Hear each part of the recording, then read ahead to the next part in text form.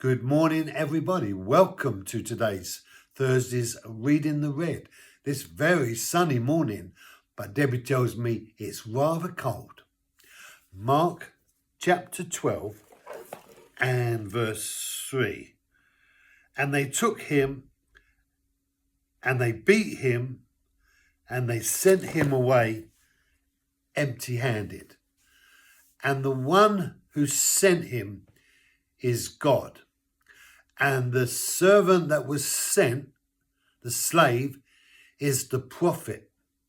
And the people that the slave has a message for are the tenants.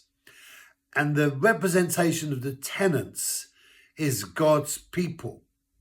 So God had sent his servant, the prophet, to the people.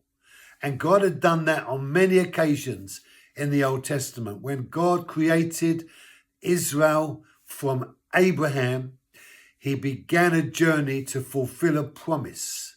And the people had been given a responsibility to represent God on the earth. They had been given a sacrificial system to keep them pure and to retain their holiness and to recover when they went astray. But they had disregarded God. And by now, when Jesus turned up, the people were far from God as it relates to God's original intention for them. They'd created a religious tradition.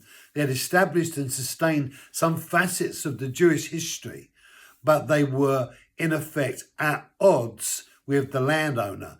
And God, in this parable, Jesus is saying that God has been doing something, but each time he's done something, you have not listened. And the reality of not listening is not doing what God had said. So when Jesus tells this parable, he's saying that this is the representation of your chronological history, that God sent the slave in order for you to give, as it were, an account of the responsibility that you have abandoned. And all you did was you took the slave and you beat the slave and you sent them away, as it were, in shame. And you disregarded what God had said to you. And that's just what happened. Israel had constantly abandoned the reality of God's promptings to recover them. He said, once I sent mildew and I sent famine and I sent war and you did not come back to me. I sent prophet and you did not come back to me. And in these days, when Jesus was speaking this parable, he is saying that he now, God, has sent his son, me, Jesus, into the world in order to be able to fulfill God's call and plan to save humanity. Thank you for joining me. Be blessed. Have a great day, and I'll see you tomorrow.